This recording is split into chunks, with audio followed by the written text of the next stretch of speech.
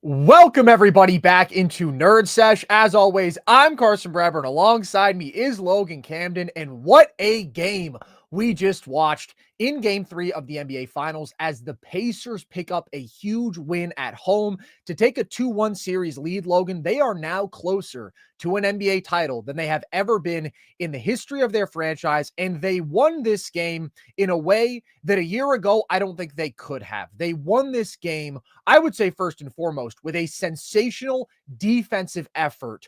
What did you make of Indiana's performance on that end and how they got a massive win in this one? I mean, it is a stark contrast from the team that was here last year, Carson. Rick Carlisle said it. Dating a pretty girl gets old, especially when she can't defend. To pick and Yeah, roll. one of the great metaphors of all time, and it doesn't Also, apply anymore. another big thing too is they didn't have Benedict Mathurin, who was huge in this game, but it really was their defense.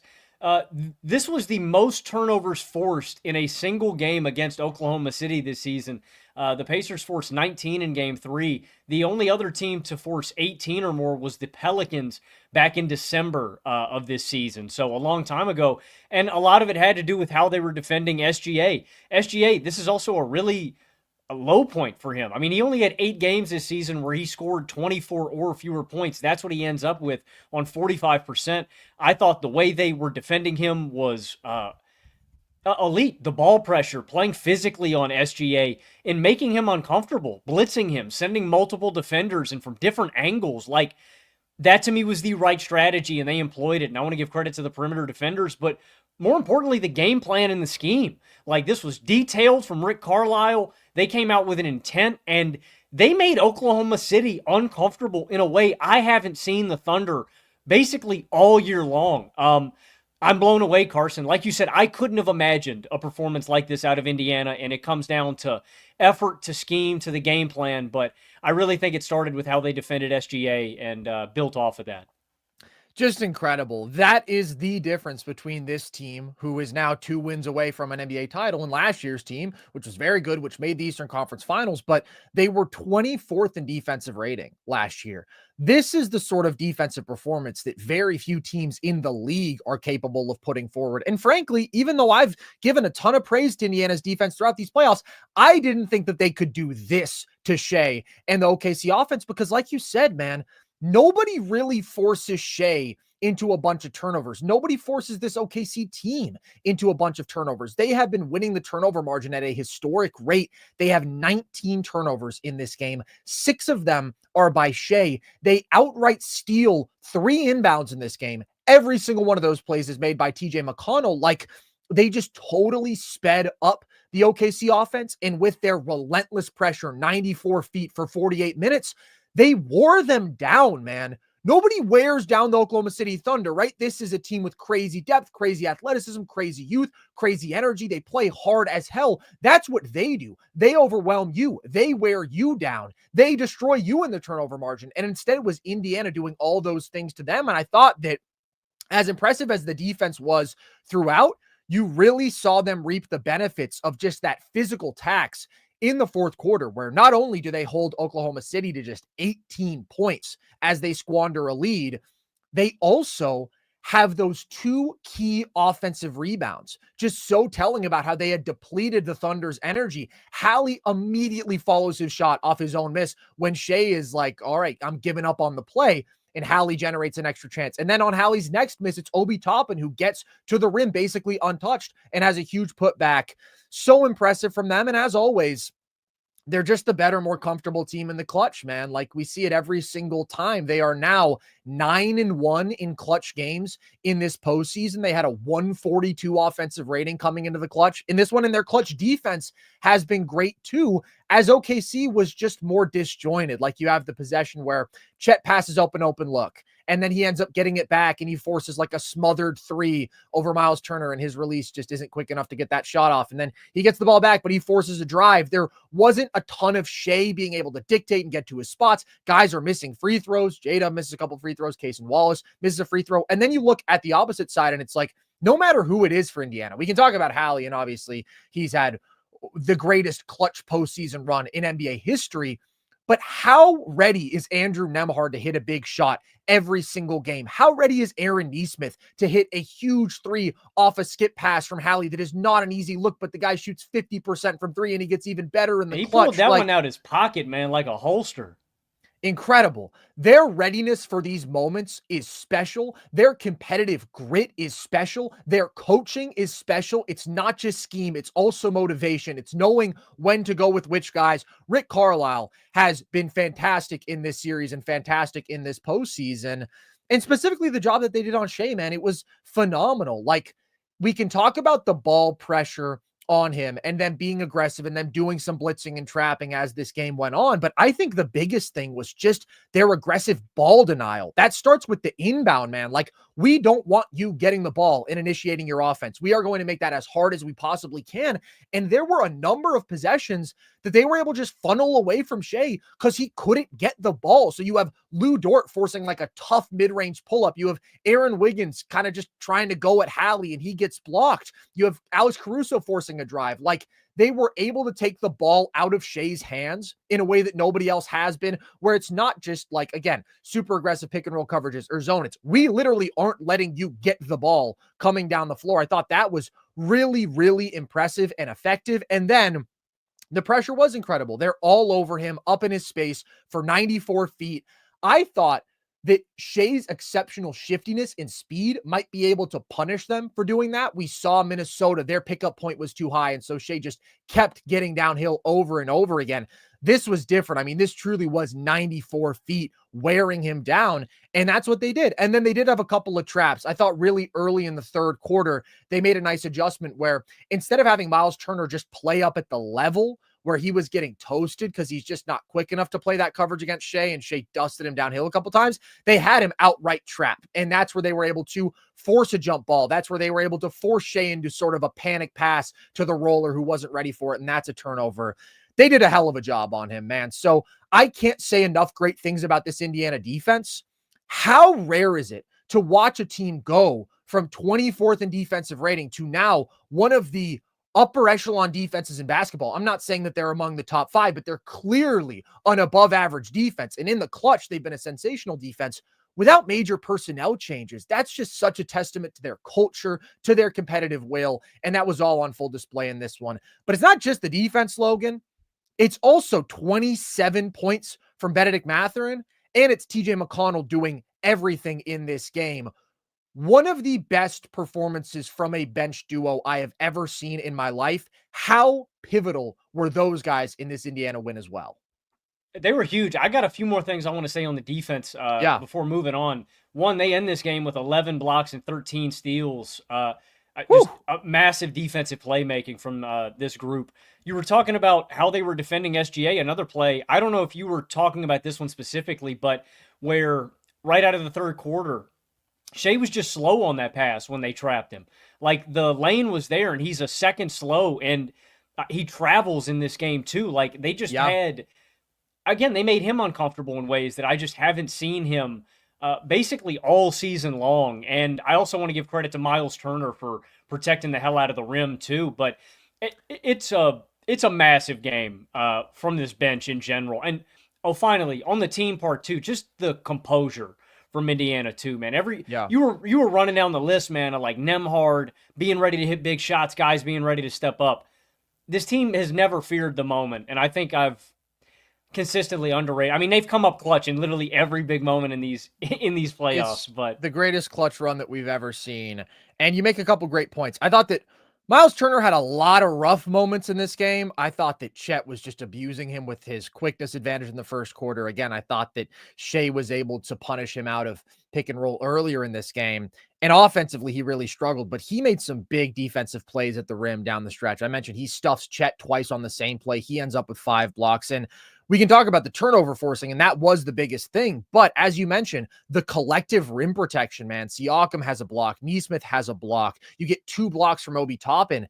That was massive. Their ability to pack the paint and just deter and affect those attempts around the basket was massive. And specifically with Shai, man, this is his second most turnovers in a game all year. Like, you have to understand, that's what he does better than basically anybody else. He scores with a volume while turning the ball over at such a low rate that we've never seen. And in this game, that just wasn't the case. So it's an incredible defensive performance. But let's talk about Mathurin and TJ McConnell, because both of those guys swung this game so massively in their own ways. I want to talk about, basically the whole bench. Go for it. I was blown away. The Pacers bench tonight had the tied 8th most points by a bench finals team ever with 49. And you do have to start with Mathurin. He had the 3rd most points off the bench in a finals game ever with 27. Wow. Everything was going mid-range, pull-ups, transition. I'm talking about not fearing the moment. Carson, I think that's probably Benedict Mathurin and his impact is probably the thing I overlooked the most coming into the playoffs for Indiana. Just having him here and how big of a difference maker he can be, man. He is a physical mismatch because of his athleticism. He's a damn good shooter. He is a confident shooter. He's a coordinated athlete too. It doesn't look clunky him getting into this. He's very agile. I was so impressed. I know he's capable of having these performances, but to do it in the finals is just so impressive. And the other two guys to me are McConnell. You talked about the inbound steals. I've never seen that before in my life. All of them. The one with Caruso was ridiculous, where he just basically takes it right as Caruso throws it in. Crazy. He was doing Caruso shit to Caruso. And that's not to disrespect TJ McConnell, because he does that shit too. I think that he's 12th in the league in steals since he entered. He's always been a dog like that. But he really was, man, just insane competitive defensive plays. And not just that too. Getting downhill and getting this offense going, that run at the beginning of the second quarter from McConnell was basically just him with an AED to the Pacers offense. Boom, wake up, it's time to go. And I love the energy, the spark that he always brings. But that start was literally all TJ McConnell in the second quarter. And again, to just do that in the finals to this Thunder team is huge. The other guy to me is Obi Toppin, who he has an insane dunk and a block in the fourth quarter. That sequence was ridiculous. But early in this game, he's got a nasty Euro step layup. He's got multiple drives that lead to other shots. He had one where he makes the kick to Hali. Hali kicks to Nembhard for the 3, but he created the initial penetration. He's got another one where he's driving and he hits Mathurin on the cut for the layup. He's got the other one, I think you mentioned it when you were talking about defense, where he blocks Lou Dort. All 3 of those guys were huge off the bench to me. And there's some other guys we should mention, but huge. One of the most impactful games I've ever seen on this big a stage by a bench ever. Yeah. Absolutely insane. I don't even know who was more impactful in this game. Was it Mathurin with 27 points, or was it TJ McConnell with 10 points, 5 assists, 5 steals, which maybe doesn't look that crazy, but you have to understand, every one of those steals off an inbound turned directly into points. So we're talking about potential 4-5-point swings with those steals. You're taking away possessions that 99.9% of the team are guaranteed. Yeah, we can inbound the ball. Not with TJ McConnell out there, man. And the first one, where not only does he steal the inbound, he then gets the offensive rebound off a teammate's miss and immediately fires this beautiful touch pass to Mathurin for a layup. Mathurin ended up creating some of his own offense and had some really impressive buckets, but there was a point where you looked up and he had 14, and it was are 11 of those assisted by TJ McConnell, either off a steal or just with his ability to generate deep paint touch after deep paint touch. It's unbelievable. This is one of the hardest guards to keep out of the paint in the NBA. And he's been doing this for years, but his ability to swing games with that ability to pressure the basket, draw help, and then create for teammates is just incredible. And specifically, when he had that Aaron Wiggins matchup, he was just blowing by him over and over again. And down to the fourth quarter, man, even when he misses, a deep paint touch is a great thing for an offense, because he has a miss at the rim. It leads to an offensive rebound. Just so many impactful plays on both sides of the ball. And then Mathurin, some huge one-on-one scoring as this game progressed, the midi pull-up versus drop, a tough spin and floater versus J-Dub, a beautiful lefty finish. Truly one of the best games I've ever seen from a bench duo. And that role player performance differential was massive, man, because we think of depth as such a strength for OKC. And it's not like you look at a lot of their depth guys and you're like, oh, they were bad in this one. Not really at all. Outside of Aaron Wiggins, I thought that he struggled in his minutes, but Lou Dort makes 4 threes. I thought that Hartenstein played some good minutes. I thought Caruso played pretty good minutes overall. They just weren't able to make the sort of game-changing plays that Mathurin and McConnell and even Obi were over and over and over again. But it wasn't just the role players, although, my God, they were incredible. You also had a much better performance from the Pacers stars, and specifically, Logan, Tyrese Haliburton, who had been much maligned, very criticized after his passivity, after his lack of production in the first 2 games. He comes out and very much flips that on its head in this one. What did you make of his performance tonight? I was scared, Carson, at the beginning of this game that it was going to be a really slow, bad one for Haliburton. But as the game went along, getting into that mid-range area and attacking with his floater, Haliburton has some of the best touch I think I've ever seen. I mean, it's just ridiculous how easy he makes it look. And these are not easy shots. Like, he's so technical. And it's not just his aggressiveness, but it's knowing when to attack. Like, with some of these pick and rolls where he knows exactly he has enough space to step back on Dort and get that shot off. Like, it was a much more cerebral game for Tyrese Haliburton today. And that's when he's at his best, when he's in control. And it was methodical. He took his time, but he was more aggressive. I even think, I'm not going to lie to you, I think he could have been more aggressive. There were even some attempts where he had gotten all the way down to the paint and was still kicking out. But I thought he struck that balance a lot better tonight. And like I said, as the game went along, he felt the moment. He knew when to be aggressive. And I mean, he also playmade his ass off tonight too. Yeah. So I do think he could be like, not that much, but I think he could be like 5 to 10% more. Just like going up with shots like right at the rim is what I mean, where, all right, man, you can get that look off. But he was much better tonight, and I thought the Pacers' top duo was better tonight. Siakam, too, was excellent, especially in the first quarter. But both of those guys played a much better game. But Hali was aggressive. He was smart, attacking at a pick and roll, knowing where his angles were, and phenomenal decision-making as always. I thought it was crucial. Also, a lot of the transition stuff, too. We're talking about them forcing turnovers like he always does. Getting the ball out on the break and scoring in transition, easy opportunities like that. You can't take that for granted either. So Hali was much better. Again, I think the 2 biggest things like we opened with were the defense and the bench. That swung the game in a big way, but it makes it a lot easier when Haliburton pulls his weight and plays up to this level too. He was just fantastic in this one. He was doing everything that I wanted to see from him. And I thought that Indiana also made the right adjustments, the exact things that we touched on after game 2 and the things that were working for him in that fourth quarter. They had him playing off the ball more, and he was able to get some really good looks there. If it's attacking a closeout, if it's just knocking down a 3 off the catch.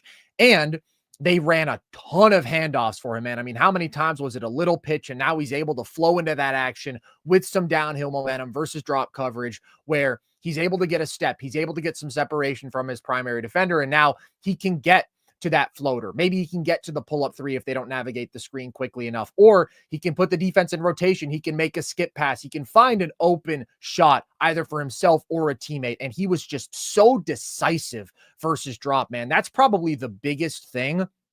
Windows against this OKC defense close very fast, but the windows are there. They're especially there versus drop coverage for Hali, and he was able to capitalize on them. And like, he's just doing the little things to free himself up. There's a possession where he's in semi-transition, and they set him a high pick and roll. They set him a high screen, and he uses a pass fake to move Cason Wallace off of him so he can open up a window to very quickly pull a pull-up 3.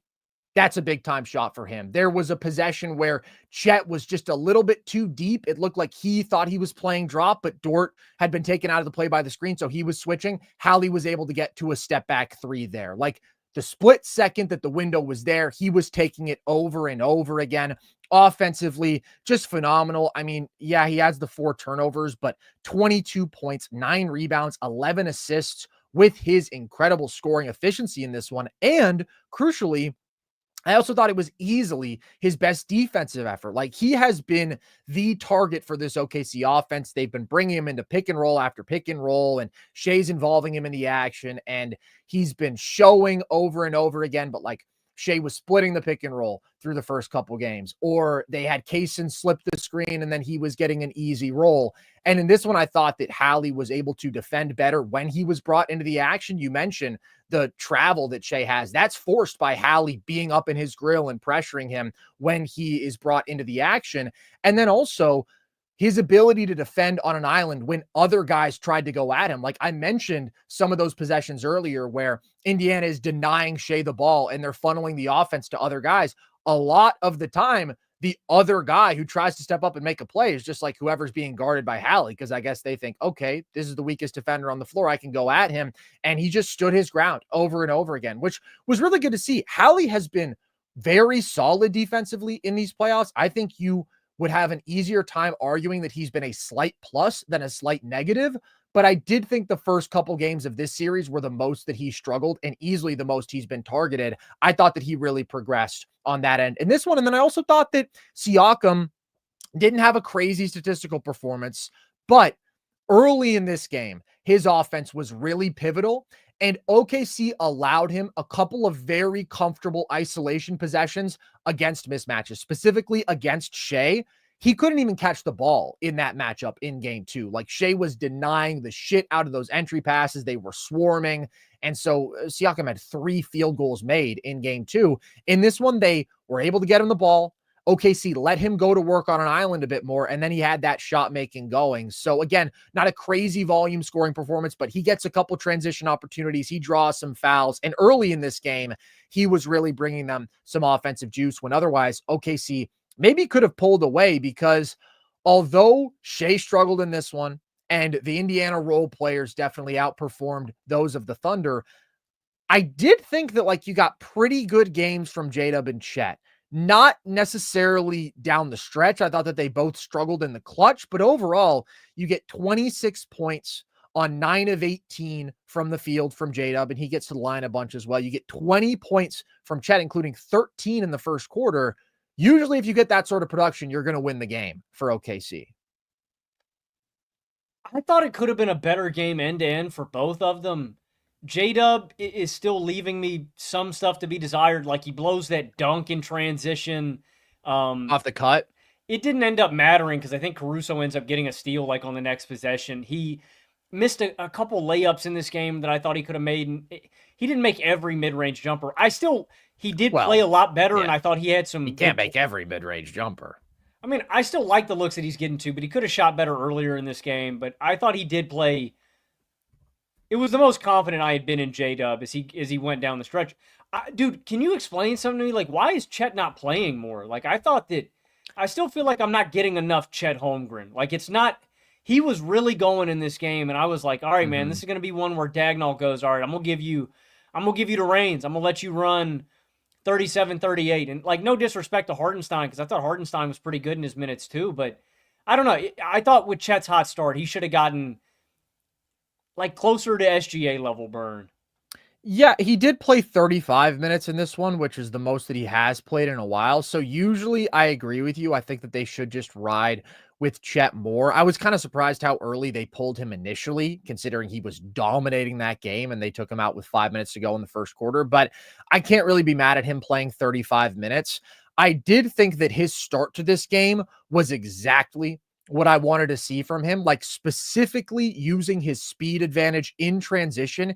He had 8 transition points, at least by my eye. Like, some of them were in semi-transition, so maybe you classify them differently, but like where he is grabbing, pushing himself, and just getting by a big, usually Miles Turner, but there's one where he draws a foul on Obi Toppin. So he has 13 points in the first quarter, and he always has to be aggressive, is my take with Chet, because I think that aggressive Chet is such a monster. He is so gifted offensively, his ability to finish around the rim, but also his ability from the perimeter as a driver, especially in transition. Like, you got to understand, man, this guy isn't fast for a 7'1" center. He is freakishly fast, bro. Like he is on another level in terms of speed from these bigs. So I loved that. And then I thought that he had some great cuts in this game. I thought that he was pretty good as a short roll playmaker. Honestly, the one area where Chet just has to be better is shooting threes off the catch, man. Like he had some really good looks early in this one that didn't fall. He ends up 0 of 6 from three. So he's 6 of 9 inside the arc. He's 8 of 9 from the line. He was dominating the basket area and he kept getting downhill and he kept getting spoon fed those looks as a cutter. And he was great inside the arc. But that three, he's got to speed up the release and he's just got to be more consistent with that shot. Like I would feel so amazing about Chet if he were the 38% 3-point shooter he was in the regular season, but instead he's more like a sub 32% 3-point shooter in these playoffs. And that's a big difference. And that's an area in which I do want to see him be more consistent. And again, down the stretch, you know, I thought that he was put in a couple of tough spots where like he kind of had some bailout possessions, but he was not great offensively late. Overall, though, I think you have to be happy with the production from him. And then J-Dub, the one thing for me is just the turnovers, man. Like, I'm happy with this efficiency from the field, and he missed a couple free throws down the stretch, but Indiana, like they did to Shai, they were able to really speed J-Dub up with their pressure on a few spots. There's a couple possessions where he just flat out throws the ball away. And we've seen him get in that mode in stretches throughout this series where he's forcing the issue. He's not taking very good care of the basketball. That being said, I thought that he did really come into his own a lot in the third quarter. And I thought that he had some really big buckets in that stretch, but the turnovers are the one thing I would look at for him. Overall, though, I think that you have to put this game more on Shai than anybody else. And I think it's mostly credit to the Indiana defense, but Shai has to be a little bit better as a decision maker. He has to be better taking care of the basketball. It's not really the shot making for me. There's a couple possessions where he forces the issue against a double team. There's one where he's posting up and they bring the double and he's got Chet cutting and instead he forces this turnaround. There's another possession where he forces up a shot against a double and he kind of gets lucky and he gets fouled. And then you pair that with the 6 turnovers against only 4 assists. Not a good Shai game, which did surprise me because he was so amazing in game 2 and it felt like he had figured out exactly what he needed to do. And then Indiana just brought a different level of punch in this one. And they really didn't let him get comfortable throughout this game. They didn't. I mean, this is one of the worst SGA performances I've seen all year. I also didn't like the Indiana offensive process. And I think that SGA is definitely a part of that. Like, I think there's a bunch of things that Oklahoma City can do better offensively moving forward in this series. Like, first, I think it starts with protecting the ball better. This is to SGA and to the Thunder offense in totality. Like, just careless turnovers, mistakes that you just shouldn't make.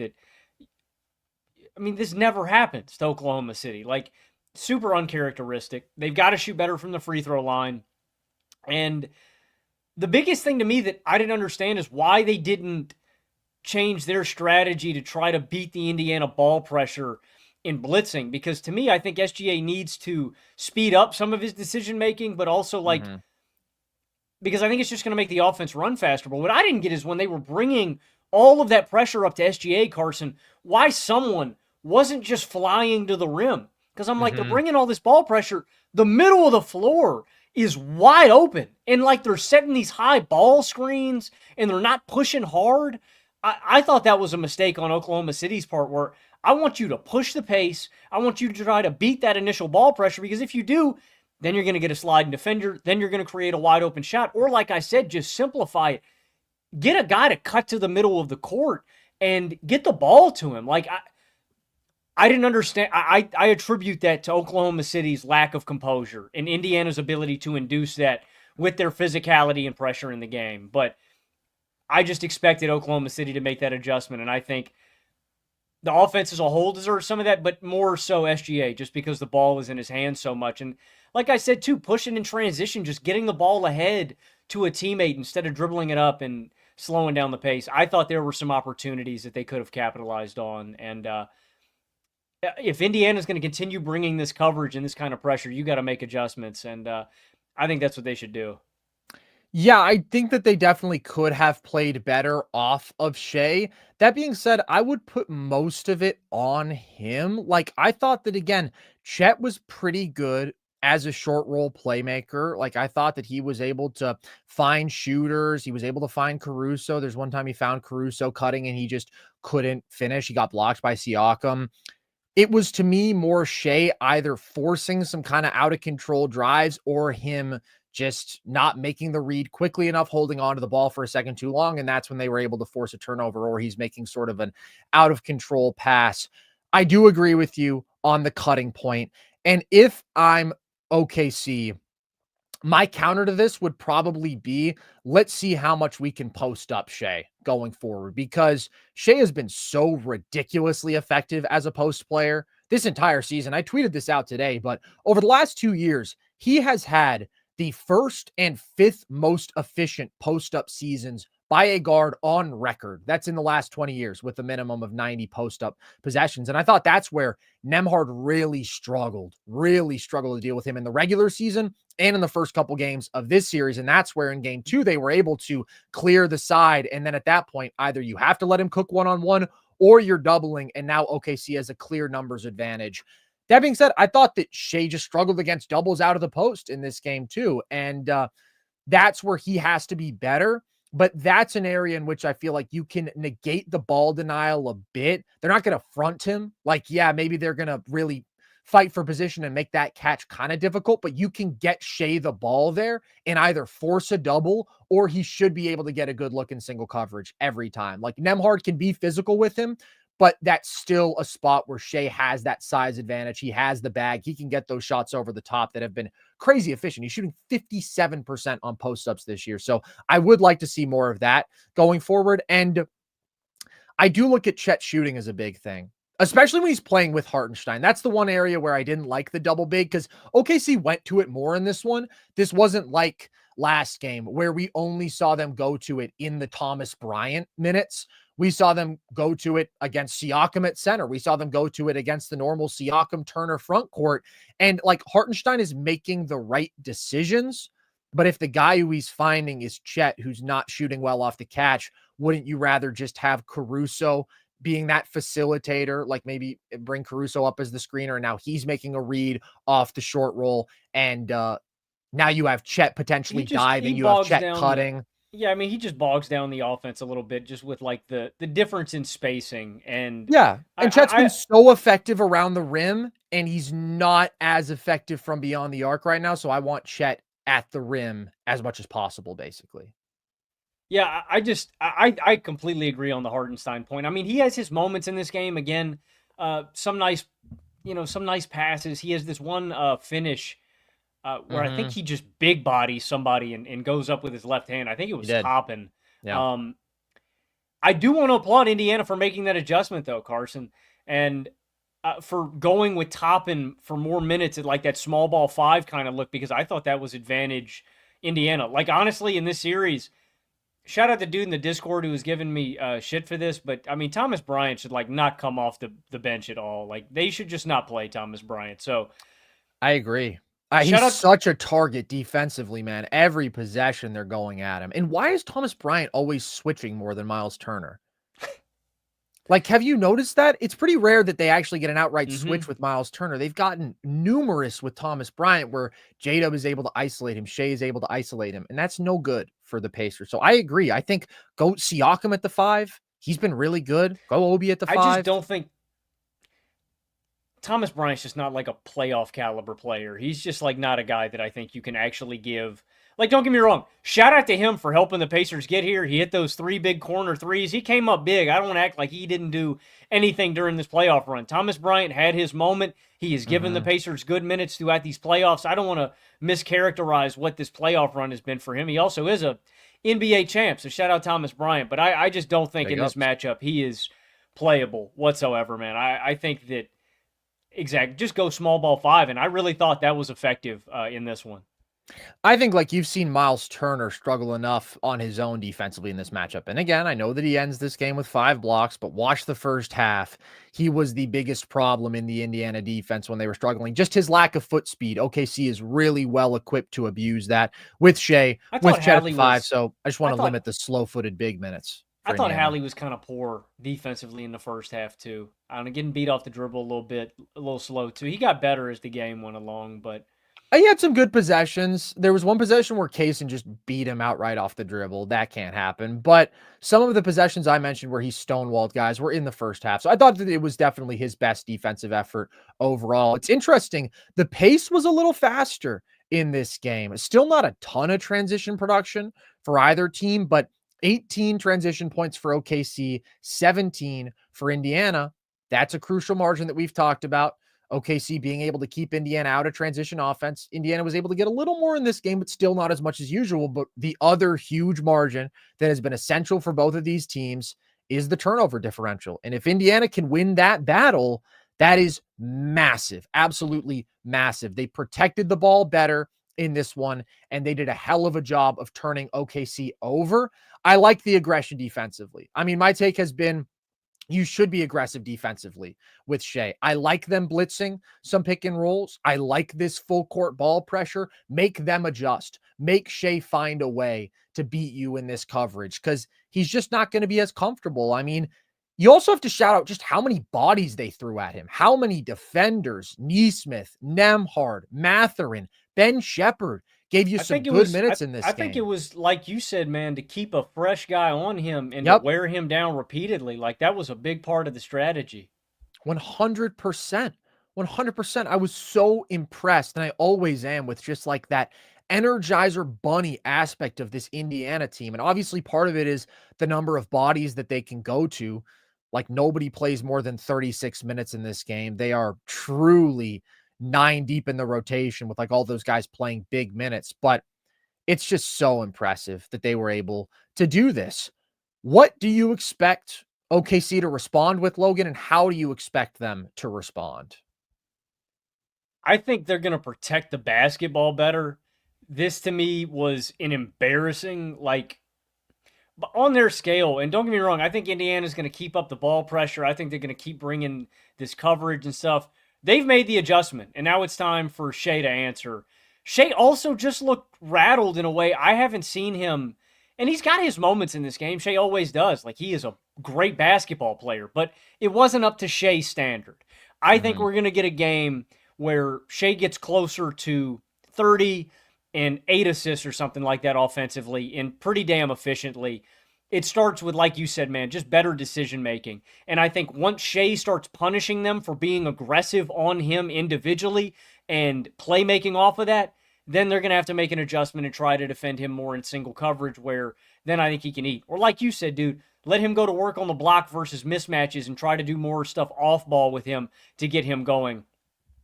So it starts with, to me, with the offense protecting the basketball better, and Shai's going to come out and have a better game. I did think the Thunder shot well, though, and I think they've shot well in this series. Obviously not in the fourth quarter. They kind of ran cold, but for most of this game, they were hitting shots. I expect them to shoot well again, and I don't know, man. I'm still waiting on a great... I know J-Dub and Chet played better in this game. I'm still waiting on, like, a great game from both of those guys, and I think that's around the corner. I don't know. Honestly, I would tap Chet just because I think Chet's so special. I think, but his shooting concerns me. That's another thing I'm waiting, is I just feel like we're due for a big J-Dub or Chet game. It's interesting because now these are back-to-back games where Chet is awesome in the first half and then just much quieter in the second half with the offensive production. So you do kind of just question that aggression and that consistency offensively from him across 4 quarters. I do think there are adjustments to be made for OKC, though. I think there are a number of ways that they can clean things up. I just wanted to add real quick. I have really been impressed with Chet inside the arc, though. And if that means doing less, like from behind the arc, if you're not going to be hitting threes, like I think he has been excellent on short mid-range pull-ups, like stopping and popping. I think he's been great going to the basket, dunking. Like, if that's the answer, if it's doing more damage inside the arc, being more of a role man, like by all means, like I think he should make that adjustment. Yeah, and I think that that just comes with him playing at the 5 as much as possible. That's where he's most effective. I think that's where this OKC defense is easily most effective. It's where they're fastest. Like, again, to me, the double big minutes in this series, it's really about finding the opportunities against Thomas Bryant at the 5 where you don't think they're going to punish you defensively. I thought that we got a little too much of it, and it was still probably only like 8 minutes of the double big look tonight for OKC, but it was more than I probably would have liked to see, because I do think that's where you get some more possessions of just being bogged down a little bit by that lack of really high-end perimeter skill on the offensive side. I think that one thing that they're going to have to iron out is just what are we doing every time that we set a ball screen for Shai? Because there were a number of possessions where bro. like Chet is just really not setting a very good screen. And like, there's a couple times where Chet is rolling as Shai is trying to split the pick and roll, and they like run into each other. So there's just a number of things there. My inclination would be, if they're going to be really aggressive with Shai, Chet should be slipping basically every screen. Just slip to the rim, and now you can make a play as a short roller, or you can get all the way to the basket where you've been most effective. That's how I think they can get more easy offense playing 4-on-3s. They were a little bit disjointed there. Shai has to get the ball out quickly. I thought that there was a little bit of over dribbling, again, holding on to the basketball for too long when they were playing aggressive coverages against him out of pick and roll. I also could just like see OKC going to fewer screens for Shai overall and just say, we don't want to bring the extra body into the action. Obviously, they had a lot of success in game 2, for example, bringing Hali into the action over and over again. And Shai was torching them. And I absolutely see the value of saying, okay, let's make Miles Turner defend pick and roll, because I think that they probably have to blitz with him, or they could just like play him in a deep drop and say, okay, Shai, you have to beat us as a mid-range shooter. But I don't want to do that. I think the blitzing would be the most effective there. And then OKC is guaranteed a 4-on-3. So like, yeah, I see the value of wanting to get those couple guys involved in the action. Yeah, but it's a space game. If they're going to blitz, you're completely negating any advantage that you would have because you're close to SGA. Like the logic is just move out, get open. Yeah, for sure. But I mean, if you slip the screen, then you're able to get the 4-on-3. Yeah, That's the advantage. Yeah, but I completely agree. I also would be fine with like Shai just working more on an island and say, like, let's not get other people involved. I'm going to beat Andrew Nembhard one-on-one. I'm going to beat Ben Shepherd one-on-one. Not that he struggled to do that a little more tonight. They were really physical. They were really up in his airspace, but I do believe in his ability to do that overall. And then if they're going to pack the paint, he's got to be willing to make the reads, hit the pressure points. We know he can do all this stuff. He literally did it last game. So it just comes down to finding more ways to keep him from playing in such a crowd, in my opinion, keep him from having such a like congested situation offensively. And again, as I said, more post-ups. I think I would be inclined to see more posting Shai up. That's where you really put the defense in a compromised position every time down. And then it's interesting, like the 3-point volume is just not there for OKC in this one. And I thought that there were a number of forced drives overall from this team. And some of that is Shai and some of that is J-Dub, even though I thought that he was pretty good inside the arc, but they don't shoot 50% inside the arc in this game. So that's an area where they have to be better. That's an area where they struggled in game 1 as well. And that's where you commend the Indiana rim pressure. But settle down, protect the ball better. We talked about all the adjustments they can make with Shai out of pick and roll and ways to get him in a good position offensively without involving a screen at all. And I just think that he will play better. I think that we've seen Shai throughout these playoffs get better as these series go on, make the necessary adjustments. I think Indiana absolutely pushed the right button, but I think that OKC can and will adjust and play better. And I also think that they can give you a more devastatingly great defensive performance 100%. than they did in this one. They can do more to just give Indiana's offense hell, like we saw in the first half of the first 2 games when they were just ridiculously good in both of those. That second quarter for Indiana was so massive in this one because, I mean, the shot making was great from Hali, from everybody, and they didn't turn the ball over a single time. So they win this one without a big 3-point shooting performance. That's big. That's impressive from Indiana because I kind of thought they'd have to win the 3-point battle to win basically any game in this series. That's what they did in game 1. Not tonight. I still think for all the reasons that we've talked about, OKC has the more sustainable formula going forward. They've got the all-time defense. They've got the all-time offensive player. Like, if those two factors consistently translate and Chet and J-Dub are solid, then they should win this series. I still believe that. Yeah, I mean, in a lot of ways, I just feel like this was still a down game for like OKC. I just know they can play much better across the board, and this was still neck and neck down to the wire. You know what I mean? So many things go right for Indiana, and they escape with a win. Like I don't know if I could say escape. Yeah. No, they like, escape. It Yeah, felt like escape's they not were right. going to win this Definitely. game. And they Throughout were the the better fourth team, quarter, but they were the better team. They were the more comfortable team, and that is a big thing, man. You get in one of these clutch spots, OKC has to somehow reach the level of calm that Indiana is at. I mean, Indiana's the better clutch team, and I was just wrong on I've been really disappointed with Oklahoma City's composure in late game situations. And again, it's something that we talked about during our previews, that this team blew out a bunch of teams in the regular season and didn't have to play in situations like this. And they haven't answered the call. But I agree with you on the defensive point. That to me is maybe the biggest thing. Oklahoma City is normally the clamp, normally the team applying pressure, and they weren't in this one. It was Indiana, and I expect that to swing back. I agree. Next game as well. I think that's a pendulum in this series. These are two teams that play hard as hell. These are two teams that have that crazy competitive fire, that have that crazy collective motor, but it's not going to be one team setting the tone every game. And I think overall, it's OKC who sets that tone. I think that it was OKC who set that tone in the first two games. And then game one, obviously, some crazy things happened down the stretch. But in the first half, OKC obviously was able to cause that chaos with their defense. I think that they can do that. I think that this is a good matchup for Chet, and we've seen why. He just has to keep getting those transition opportunities. And for the love of God, knock down a catch and shoot three. J-Dub was better in this game, definitely better in this game, but I think that he can play at this level going forward, and I think that if he does and Shai plays at his level, then you feel good about OKC. And as much as I love TJ McConnell and Benedict Mathurin balled out, obviously those level of performances are not sustainable for them.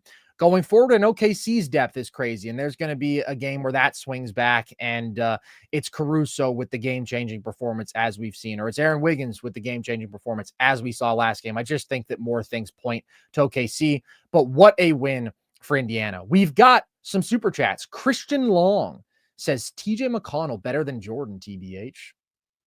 TBH. Great like take. It right. Did he snatch Chet's White Boy of the Year chain today? That's a great point. He kind of did. He punked Chet. Because Chet was making his case in the first quarter, and then TJ said, not only am I going to ball out, I'm going to do it with the slick back, frat boy, white, classic accountant haircut. He's so good, dude. Logan, how long have we been talking about TJ McConnell? Every time we used to do like a underrated role player who you love list, he was there. Mid-range master. He came into this series shooting, I think, 56% on twos outside the restricted area or something crazy like that. And he's literally one of the quickest basketball players on the planet. And he's one of the best competitors on the planet. He's a psycho. He's an insane person. As he says, playing hard is a skill. But that crossover, dude, Jesus. I'm not talking about a specific one. I'm just saying TJ McConnell's crossover is nasty, bro. And if I'm guarding him on a switch, I'm giving him so much cushion, bro. Like, we've seen teams dare him to take wide open threes, and he can make some of them. I prefer that to just getting dusted off the bounce. Like, Shai's picking him up at like 20 feet, and I'm like, brother, he's going to get by you. He's going to get by you. And you have to recover. And like, if he does get all the way to the rim, ironically, he's less effective as a scorer then, just because with his size and his lack of vertical athleticism, he's not a good finisher at the rim. But if he gets into that paint and he kicks out, or he gets in that paint and he gets to a little 8-foot jumper, TJ McConnell is something to behold. Are Michael, are you calling him a sneaky good athlete, Carson? I guess it's sneaky. Deceptively fast? He's not really deceptively fast, bro. He's just fast. I mean, he is gym rat, hard worker, first one in, first one out, high IQ kind of guy. Checks all those boxes. But in terms of fast, I don't think there's anything deceptive about it, bro. DJ McConnell just blows by people, and it's crazy. Michael says, great work throughout these playoffs, guys. Thank you for being so diligent. Thank you, Michael. And thank you, Christian, for your generous donations. And thank you all you guys for tuning in. Kyle says, not sure who I watched tonight, but it wasn't the Thunder. Seemed like the refs put on Pacer jerseys in the fourth, though, but maybe I'm coping. I think that's cope. What did you think, Logan? I didn't think there was a officiating advantage either way in this game. Yeah, I don't know. Well, the one thing that just made me mad was some of the calls. It just took a minute. That one hit.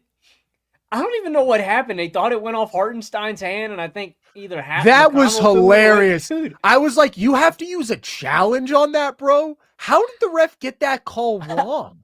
It was so clear in real time. Stevie Wonder, man. Stevie Wonder. I don't know. Like, that's one of the worst ones I saw. There was another call that just took too long that I was like, what are we doing here? But I didn't think I always get frustrated by the refs, I guess is what I'm saying. But they weren't particularly, like, favoring either side today to me. Yeah, I mean, if you're a Thunder fan and you're talking about the fourth quarter, maybe you're upset with the lack of a flagrant call when Nesmith wrapped up Caruso. I didn't think that should have been a flagrant. Last 3 minutes of a playoff game, I'm good. I guess I wouldn't have been too mad if they did call it one because it was a wind-up and it was a pretty hard smackdown on an airborne player. But, like, it's a playoff foul, man. I don't really want that being 2 points and possession at that moment of a really close NBA Finals game. And other than that, I think there were some kind of weird calls that went both ways. There was some inconsistency. They called the one Chet foul shooting when I thought it happened before the gather. There was another one where I thought he was in his upward motion around the rim, and then they called it on the ground. There were a couple weird calls, but no, I didn't think that there was anything that really influenced this game in this one. Evil Crisis says, IDK, man, I still think it's Pacers in 6. I just don't see OKC winning 3 out of 4. Dub and Chet just don't look ready, and somebody's always going to shrink in the moment, while Indiana's shooting is not going to cool down on the road. I mean, like, at this point, I wouldn't be surprised if the Pacers won the NBA Finals. Like, they are just a great basketball team. So, like, I would be shocked that the Thunder lost, but Indiana's championship caliber. They've proven it to this point. Like, and that's the thing about India. I still think they could shoot better. I'm there. I'm there with this team. I don't need to do any other, like, I've seen it. I've seen what they can do to Oklahoma City. Yes, they can win the title. I think they definitely could. I'm still going to stick with my original prediction. I think the Thunder run the table the rest of the way. I'm going to go Thunder in 6, but it would not shock me if the Pacers won in 6 or the Pacers won in 7. They are a championship caliber basketball team. Absolutely championship caliber. No doubt about it. They dominated the Eastern Conference field. They're up 2-1 on the Thunder right now, and they have the second best record in the NBA since January 1st. They've been doing this for a long time. I've said it a million times. Call me crazy. I would still be really surprised if the Thunder didn't win this series. I just think when they play up to their potential, their ceiling is at a different level. I think when they reach their defensive ceiling, when Shai plays at the level we expect, and then Chet and J-Dub, I understand you not being super confident in. If there's one thing that's going to bring them down, I think that has to be it, because I do think that Shai is going to stabilize and figure things out. I've also seen a lot of moments where, like, J-Dub and Chet are getting questioned, and then they step up and they answer the call. And, you know, they kind of saved it to the last moment against Denver, but then they brought it when they needed it to, and they played at such a high level throughout the Minnesota series. So Chet has to shoot better. J-Dub has to protect the ball better. But I believe in the totality of this Thunder team. Maybe I just go down with the shit, man. I just think they're too good. I think they're still going to get this thing done. But Indiana is going to make them work for it. They are going to make them execute sharply every game. They are going to make them play with full effort and attention every game. That is the expectation. That is what this Pacers team makes you do. And if you let them hang around and if you get sloppy, they capitalize. The clutch really is the thing, man. Like, the difference between an Aaron Nesmith 3 off the catch and basically any of these guys for the Thunder, J-Dub, Chet, even Lou, who shot really well in 2 of 3 games, just like the confidence in a big moment that I have in Aaron Nesmith and Andrew Nembhard. Or yeah, exactly. It's big, man. And I don't feel that way about the Thunder role players. I just think they'll do a job building themselves a lead is kind of my take, just with their execution through 3+ quarters. And then Shai should step up. Shai should be better in the clutch in some of these games going forward. Christian says, have a good night, y'all. Pacers in 5. Pacers in 5. Okay. Tell me about it. That's not going to happen. I'll tell you that right now. Thunder are not going down like that. But shout out to the Pacers and have a good night, Christian. I do love the Pacers. I love both these teams. I love these finals. I fucking love these finals, Logan. Let me talk about that for a second. Let me talk about that for a second. I fucking see what everybody's saying after game 2. Everybody is proclaiming this a snooze fest of a finals. Everybody is doing doomerism about this series. Game 1 was a buzzer-beating game winner and a historic comeback in the NBA Finals. What the fuck are we talking about? We have one game that is not the most compelling and it's, oh, we're all done with this series. No, man. 2 out of these 3 games have been awesome. I thought this game in terms of quality of play, probably top 5 this postseason. I thought just end-to-end really awesome basketball. This series rocks, bro. This series is awesome. I love watching both these teams and it's a joy. And I don't care about the ratings, because I have no financial stake in NBA ratings. Maui says, Hartenstein needs to play more. Carson, go ball knowledge. Thank you very much, Maui. What do you think about that, Logan? I don't really agree. I kind of think Hartenstein played the exact right amount. I might have even played him a little less to go with Chet at the 5 more.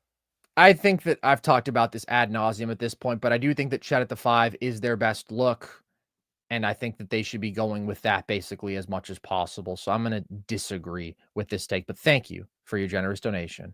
Kaiser Soze. Logan tossed me a DoorDash gift card in the Discord a few weeks ago. Shout out, Logan. You've been glazing my Pacers all year, and I love y'all for it. Thank you, Kaiser Soze. By the way, huge fan of your film. Logan, you're giving out DoorDash gift cards and not sending them my way, huh? Dude, I had a stack of them. You can still use, if you join our Discord, you can use that same DoorDash gift card code. It's like universal. So if you go in it's there, a community contribution. I mean, I had a stack of them and I was like, I don't have like a new account to make. So I was like, somebody else can use it. And he gives back to the community. What a guy. I mean, y'all need some DoorDash. I think it lasts. Or no, it's probably expired now. I'm capping. I just lied. My fault. This is why I can't trust men, and this is why I hate white people, bro, in a nutshell. Oh, God. Oh, God. When did you get that Steelers hat? Dude, today. My boy Mark gave it to me, bro. I had to rock it. Happy Aaron Rodgers Day. Dude, every day is Aaron Rodgers Day from now on. Aaron Rodgers, he's going to fire me up this year. He's going to fire me up. I'm going to root for Aaron Rodgers. God, I hope that I walk in on you doing ayahuasca in a cave. Why would you be in that cave too? Would you be there to do ayahuasca with me? I just like exploring caves. More often than not, if you're looking for me, I'm in a cave. Okay. I met some of my best friends there. It'd be nice to see you there too, man. That would be a nice surprise.